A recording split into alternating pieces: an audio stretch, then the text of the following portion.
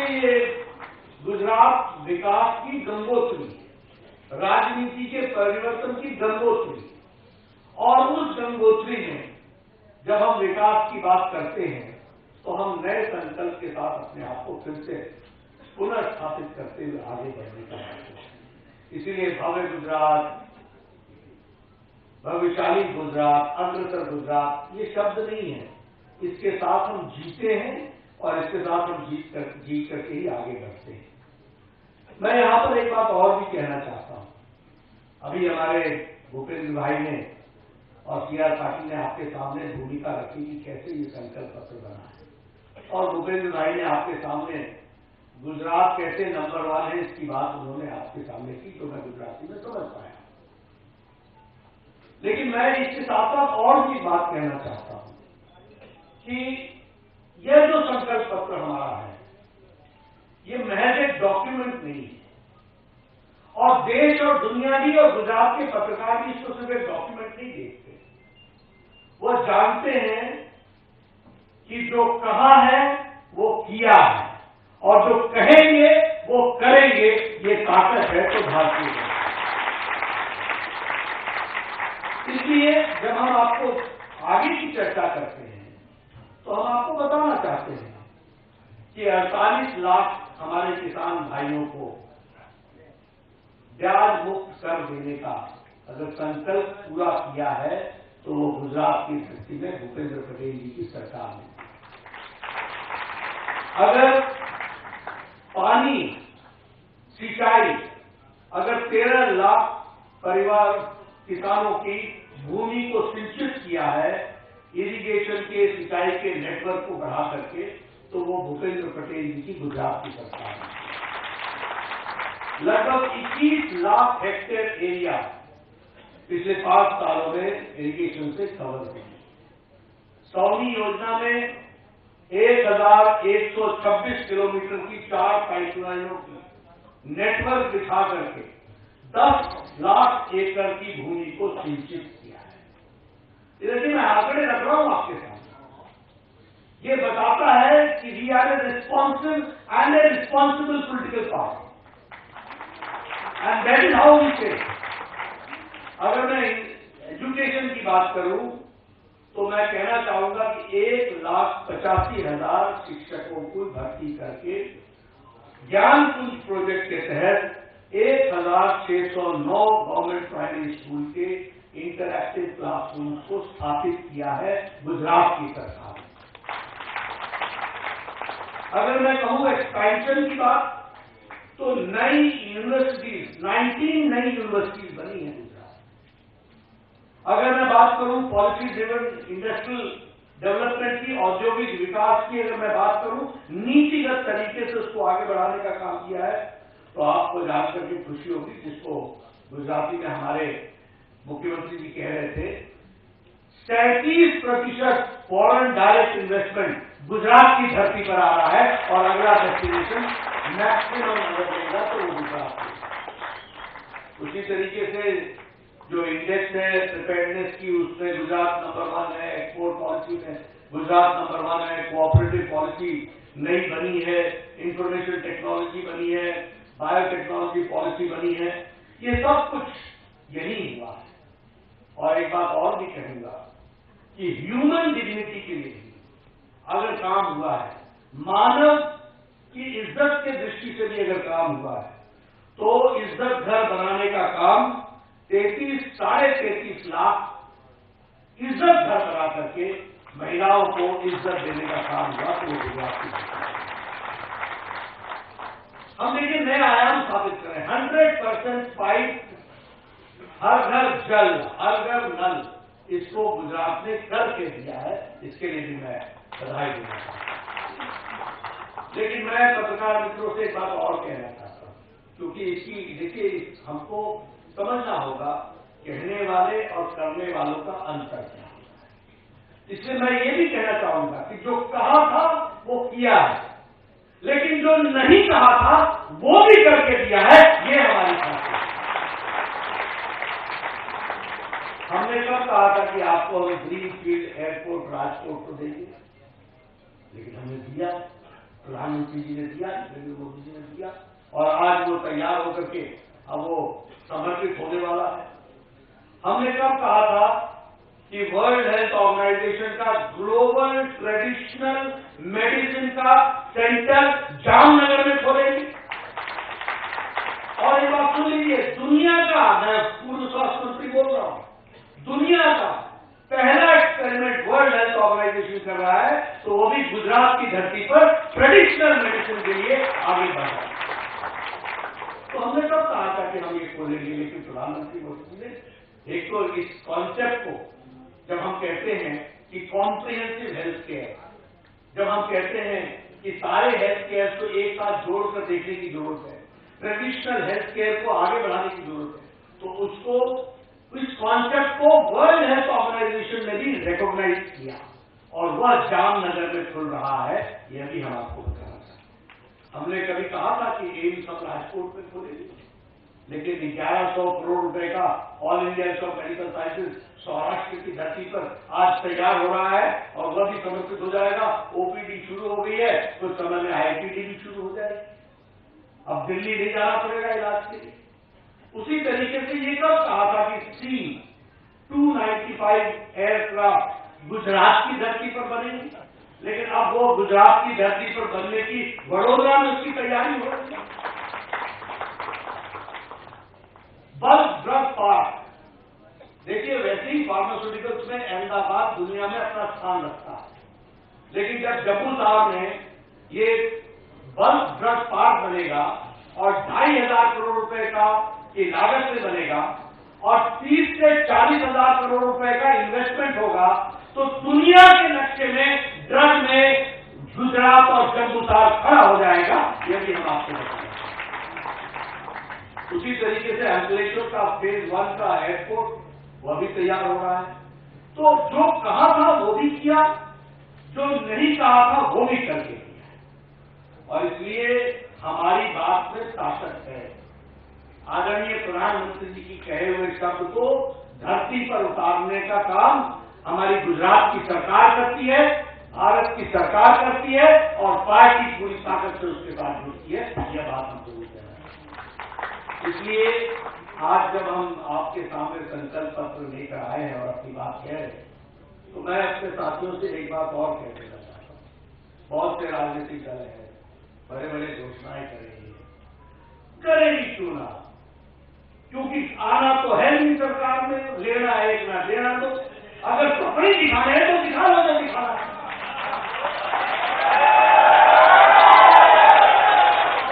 लेकिन अगर भारतीय जनता पार्टी कुछ कहती है तो हवा में नहीं कहती। हम पूरी तैयारी करते हैं, ड्यू डिलिजेंस करते हैं, आंकड़ों को पढ़ते हैं, जरूरतमंद को जानते हैं, जरूरतमंद की कमी को पहचानते हैं और उसको ताकत देने का काम करते हैं। ये हमारा संकल्प होता है। इसीलिए मैं अपने पत्रकार भाइयों से कहना चाहूंगा, ये जो दस्तावेज है, ये सामाजिक आर्थिक पूरी तैयारी करने के बाद ये ब्लूप्रिंट है, और हम जानते हैं कि कहां कमी है, किस कमी को हमको कैसे पूरा करना है, और उसी को हम अपना संकल्प मानते हैं। हम आपके सामने 30 संकल्प रखेंगे, बाद में कुछ हम महिलाओं के बारे में भी रखेंगे और कुछ हम अपने आदिवासी भाइयों के बारे में भी रखेंगे।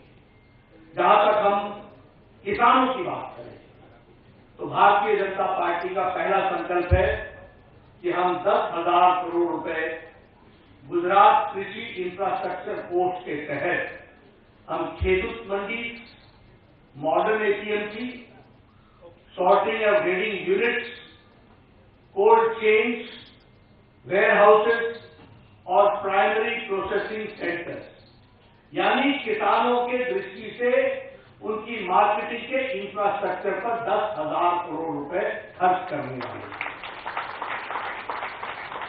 हमारा दूसरा संकल्प है कि हम 25,000 करोड़ रुपए खर्च करके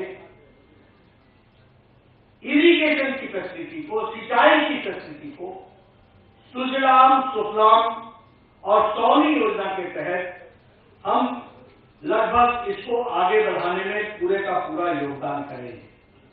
इसी के साथ साथ हम साउथ गुजरात में और सौराष्ट्र में 2 सी फूड पार्क खड़ा करेंगे और उसके दृष्टि से हम एक बृहद योजना बना करके 2 सी फूड पार्क, एक सौराष्ट्र में और एक साउथ गुजरात में हम स्थापित करेंगे। इसी के साथ साथ इसमें यह first blue economy industrial corridor बनेगा और इसी के साथ साथ मछली मारने के लिए जो इंफ्रास्ट्रक्चर को डेवलप करना है उस पर विशेष ध्यान दिया जाएगा। तो हमने किसानों की चिंता की, इरिगेशन की चिंता की और हमने ब्लू इकोनॉमी की चिंता की और उसी के तरीके से हमारे जो सी के किनारे रहने वाले हमारे मछुआरे भाई हैं उनकी हमने विशेष योजना के तहत चिंता की। यहां मैं एक बात और भी कहना चाहता हूं, हम ही हैं जिन्होंने आदरणीय प्रधानमंत्री जी ने आयुष्मान भारत में 5 लाख रुपए का हेल्थ कवर दिया। ये हमारी ही सरकार है जो मुख्यमंत्री अमृतम योजना के तहत जो बचे हुए लोग हैं उनको हेल्थ कवरेज दिया है और अब पार्टी ये निर्णय करती है कि आयुष्मान भारत के तहत जो 5 लाख रुपए का हेल्थ कवर मिल रहा है वह नीड बेस्ड 10 लाख रुपए का हेल्थ कवर है।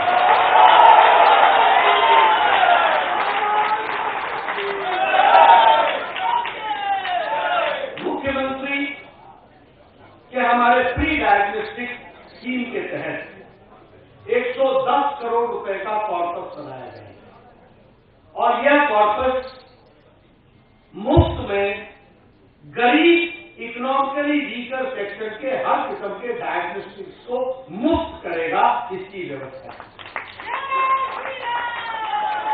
इसी तरीके से हम 10,000 करोड़ रुपए महाराजा श्री भगवत सिंह स्वास्थ्य कोष के तहत रखेंगे और इसके तहत हम 3 सिविल मेडिसिटीज का निर्माण करेंगे। 3 सिविल मेडिसिटीज बनेंगी। उसी तरीके से 2 हम all India institute of medical sciences के लेवल का state hospital, state of art हम डेवलप करेंगे और उसी तरीके से सीएचसीज और पीएचसीज को हम अपग्रेडेशन करेंगे। ये हमने स्वास्थ्य की चिंता की।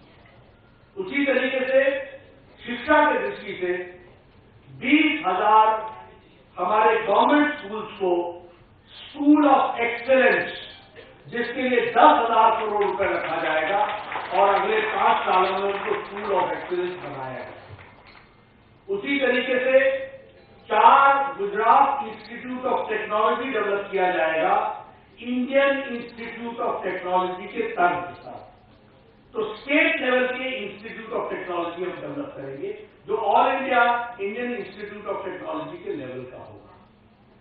इसी के साथ साथ 20 लाख एम्प्लॉयमेंट अपॉर्चुनिटीज यूथ के लिए जनरेट की जाएंगी अगले 5 साल और हम एक फैमिली कार्ड देंगे जो स्टेट गवर्नमेंट के वेलफेयर स्कीम्स को एकीकृत करेगा और एक ही कार्ड के माध्यम से डीबीटी से सारे के सारे स्टेट के बेनिफिट्स उसको उसी फैमिली कार्ड से मिल जाएगा। इसकी व्यवस्था है। 1 litre subsidised edible oil 4 times a year और 1 केजी सब्सिडाइज्ड चना पर मंथ, यह भी हम देने का काम करेंगे ताकि हमारे न्यूट्रिशन वैल्यूज को हम ठीक से रख सकें। हम एक श्रमिक क्रेडिट कार्ड बनाएंगे और ये श्रमिक क्रेडिट कार्ड हमारे मजदूर भाइयों को मिलेगा और इस कार्ड के माध्यम से कोलैटरल फ्री, बिना इंटरेस्ट के और बिना किसी उसको हम 2 लाख रुपए का लोन देंगे ताकि वो अपने काम को। उसी तरीके से एक समय का इंसेंटिव हम जो ओबीसी के बच्चे हैं, जो एसटी समुदाय से जुड़े हुए बच्चे हैं, एसटी से जुड़े हुए बच्चे हैं, अनुसूचित जाति से जुड़े हुए बच्चे, अनुसूचित जनजाति से जुड़े हुए बच्चे और आर्थिक रूप से जो इकोनॉमिक वीकर सेक्शन में आते हैं, आर्थिक रूप से जो कमजोर हैं, ऐसे बच्चों को एक बार इंसेंटिव देने के लिए, अगर उनका एडमिशन किसी टॉप रैंकिंग इंस्टीट्यूट में होता है तो उसकी पढ़ाई के लिए 50,000 रुपए उसकी शिक्षा की है। उसी तरीके से जो हमारी समिति बनी है गुजरात में यूनिफॉर्म सिविल कोड का, उस समिति का रिकमेंडेशन अक्षरशः हम लागू करेंगे, इसको हम पूरा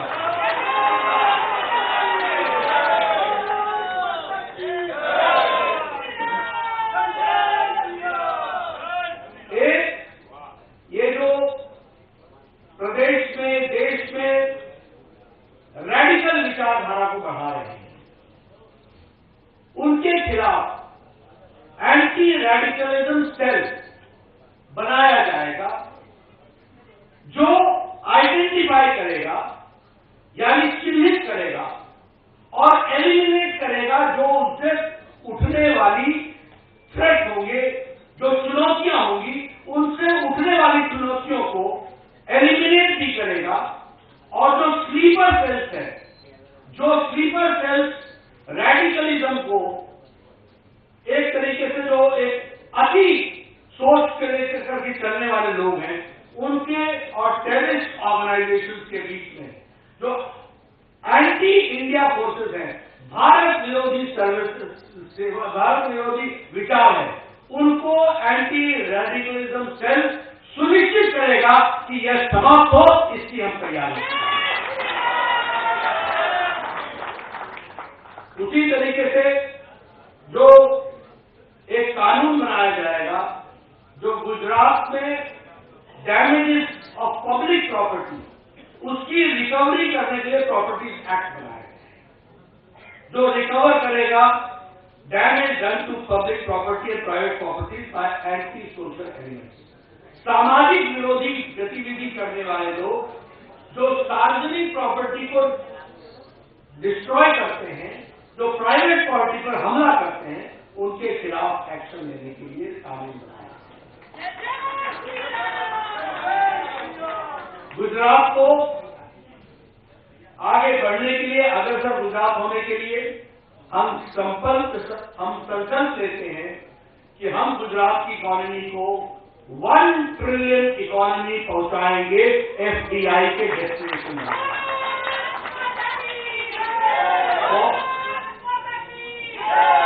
फॉरेन डायरेक्ट इन्वेस्टमेंट हम बनाने वाले हैं, हम लाने वाले हैं और उसका ये नंबर 1 सेंटर बनेगा। एक अपने आप में पहला प्रयोग गुजरात पर होगा कि हम गुजरात को, सारे गुजरात को 4 लेन 6 लेन की सड़क से सारे का सारे जो इसका बॉर्डर है उसकी उस पर एक सड़क बनाएंगे, परिक्रमा, जिसका नाम होगा परिक्रमा पथ। और यह परिक्रमा पथ साउथ ईस्टर्न यानी दक्षिण पूर्वी हिस्से से पेरिफेरल हाईवे ऊपर तक बनेगा और नीचे से लेकर के ऊपर ईस्टर्न साइड से आएगा और ये 1630 किलोमीटर का होगा। और उसी तरीके से उत्तर पश्चिम यानी कोस्टल एरिया, यहां पर 1380 किलोमीटर की पेरिफेरल 4 लेन सड़क बनेगी, 4 लेन 6 लेन सड़क बनेगी और यह परिक्रमा होगी। और उसी तरीके से सौराष्ट्र एक्सप्रेस हाईवे ग्रिड भी बनाया जाएगा, यही काम होगा। गुजरात, भव्य गुजरात और अग्रसर गुजरात, गुजरात ओलंपिक मिशन के तहत वर्ल्ड क्लास स्पोर्ट्स इंफ्रास्ट्रक्चर खड़ा किया जाएगा ताकि पहला ओलंपिक गेम अगर हो तो भारत में गुजरात की धरती पर हो।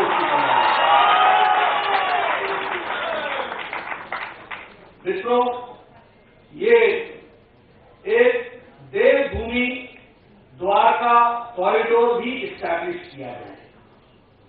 द्वारका में वो भारत का स्पिरिचुअल सेंटर बने, इस बात के लिए विशेष प्रयोजन किया जाए। वहां श्री कृष्ण जी, भगवान कृष्ण जी की बहुत बड़ी मूर्ति भी बनेगी।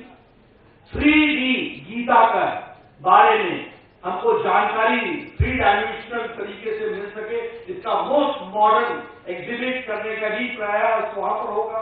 और इसके साथ साथ एक गैलरी भी बनेगी, जिस गैलरी में जो द्वारका की ग्लोरी थी, जो गौरव था द्वारका का, वह दुनिया को दिखाया जाएगा। इस तरीके से मित्रों, यह मैंने आपके सामने जनरल जो भव्य गुजरात की तस्वीर है, आर्थिक, किसान, मजदूर, हमारा भाई, हमारा स्वास्थ्य, हमारी शिक्षा, हमारा इंफ्रास्ट्रक्चर, उसकी मैंने चर्चा की। हमारा मुख्य ध्यान महिलाओं पर भी है। वह हमारे समाज का प्रमुख, समाज को आगे बढ़ाने में महिला सशक्तिकरण एक बहुत बड़ा आयाम है। और इसलिए free of cost quality education हर महिला को यूजी से पीजी तक देने की व्यवस्था की जाएगी। केजी से पीजी तक, किंडरगार्टन से लेकर के पोस्ट ग्रेजुएट तक उसकी व्यवस्था की जाएगी।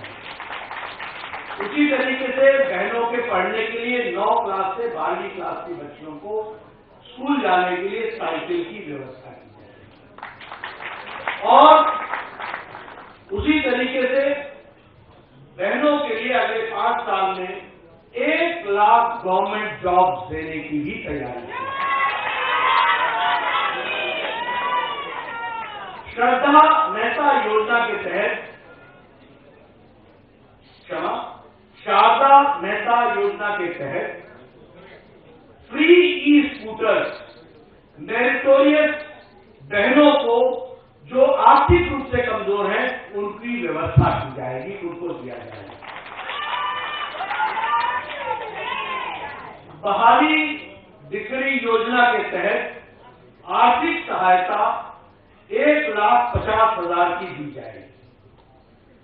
और उसी के साथ साथ मिशन मंगलम के तहत जो सेट नंबर 2 होगा मिशन मंगलम, उसके तहत सेल्फ हेल्प ग्रुप, स्व सहायता समूह, उनके विकास के लिए 2,500 करोड़ रुपए का कॉर्पस रखा जाएगा ताकि उसको बढ़ाया।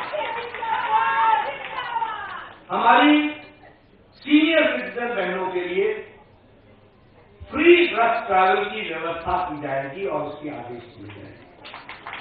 और जो हमारे अग्निवीर, अग्निपथ के जो हमारी बहनें आएंगी, उनको वन टाइम ग्रांट 50,000 रुपए का दिया जाएगा ताकि वो अपने आप को तकलीफ कर सकें। उसी तरीके से हमारे जो आदिवासी भाई हैं, उनके लिए 1 लाख करोड़ रुपए वन बंधु कल्याण योजना के तहत सोशियो इकोनॉमिक डेवलपमेंट, सामाजिक आर्थिक विकास के लिए हमारे आदिवासी भाइयों के लिए रखा जाएगा।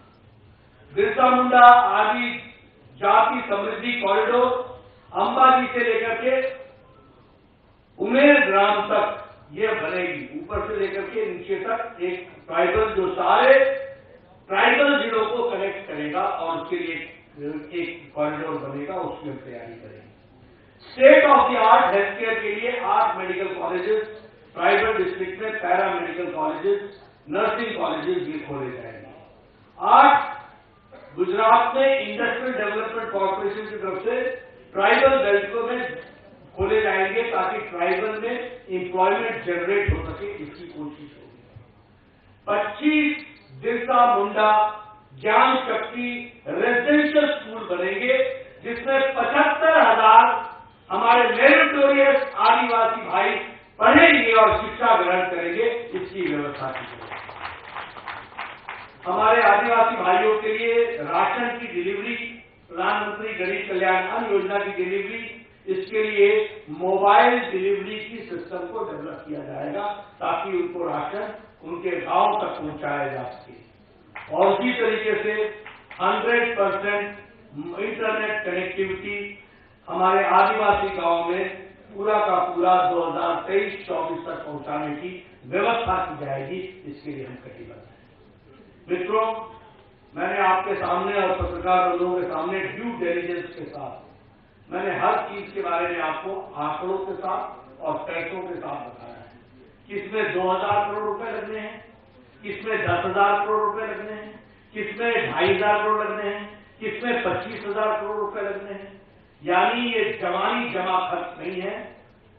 अर्थ को देखकर, कोष को देखकर, सामर्थ्य को देखकर और जरूरतमंद को देखकर उसकी गहराई को पहुंचाकर हमने ये संकल्प किया।